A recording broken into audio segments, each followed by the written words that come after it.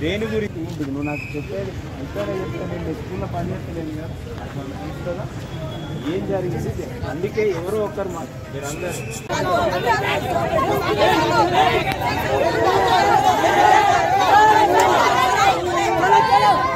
ఇచ్చోడు అయ్యా social welfare పక్కకు మేము లెటర్ రాసినాం ప్రిన్సిపల్ వద్దని. ప్రిన్సిపల్ వద్ద అంటే నేను వెళ్ళిపోతా మీకు చంపి వెళ్ళిపోతా అన్నాడు.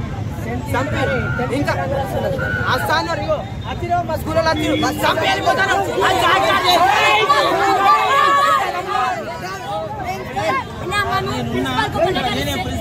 చంపుతాను.